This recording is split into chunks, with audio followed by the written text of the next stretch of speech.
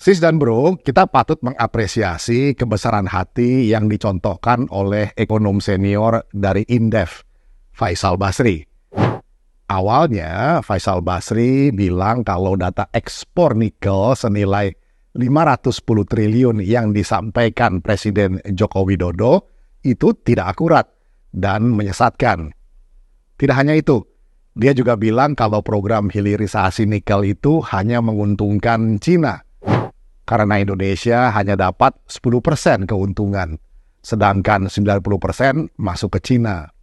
Tapi belakangan, setelah mendapatkan tanggapan argumentatif dari Septian Haryoseto, Deputi Investasi dan Pertambangan Kementerian Koordinator Kemaritiman dan Investasi, Faisal akhirnya mengaku khilaf karena ada beberapa data yang tidak ia masukkan.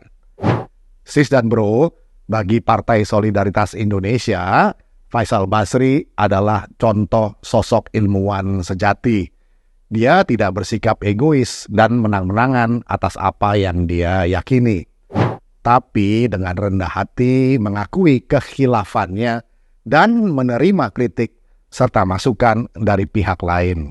Sis dan bro, PSI juga percaya kalau kritikan Faisal Basri bukan untuk mendiskreditkan apalagi menjelekan pemerintahan Jokowi.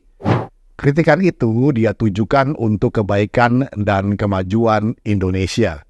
Jadi bukan berarti orang yang mengkritik pemerintahan adalah orang yang anti dan benci pada pemerintahan ya. Selama kritikan itu membangun, itu sih sah-sah saja sis dan bro.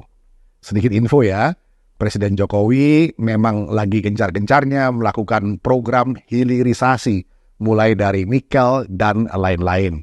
Dan program ini ternyata banyak dijegal oleh negara-negara Eropa. Sampai-sampai IMF juga ikut-ikutan intervensi. Bayangkan saja, proyek ini berhasil meningkatkan nilai ekspornya sampai 504,2 triliun. Naik sekitar 745% dari nilai ekspor tahun 2017. Sis dan bro, dari Faisal kita belajar bahwa kritik itu perlu. Tapi harus disampaikan dengan cara yang beradab, bukan dengan caci maki. Salam solidaritas. PSI Partaiku.